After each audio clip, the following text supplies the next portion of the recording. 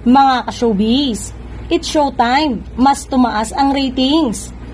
Sa kabila ng mga issue na kasalukuyang kinaharap ngayon ng noontime show na It's Showtime, nananatili at mas tumataas ang ratings nito ayon sa datos na inilabas ng Kantar Philippines ngayong araw.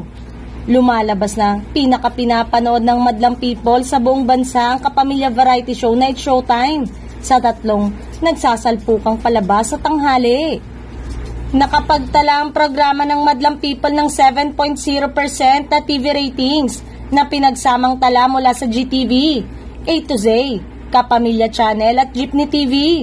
Habang hindi naman nalalayo ang bagong noontime show ng TVJ na Eat ng TV5 na may 6.6%, habang ang iniwanan na itong programa na Itbulaga ay meron lamang na 5.9%. Nauna nang binanggit ni GMA Chairman at CEO na si Attorney Felipe Gozon na posible ang pagtaas ng ratings ng Showtime dahil sa lawak ng naabot ng GTV at malinaw ang reception.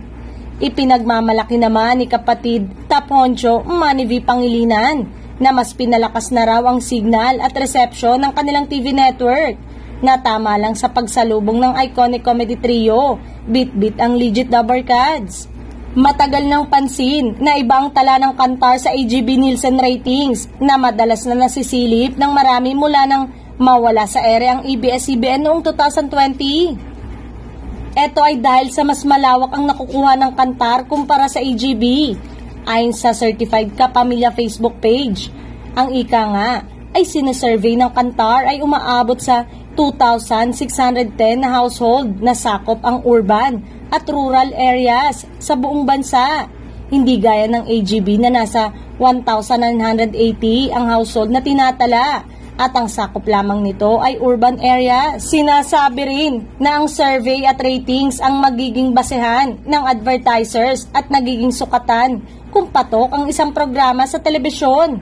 Kaya naman, hindi kataka-taka na mas inaambon ng ads load ang Showtime habang hindi naman nalalayo ang bilang ng Itbulaga habang malayo naman ang agwat nito sa EB na kumakaunti ang advertisers na nagtitiwala doon mula nang lumayas ang original na host ng EB noong May 31. Talaga namang sa ngayon ay dikdikan ng labanan, pabonggahan at tapatan ng 3 noontime show.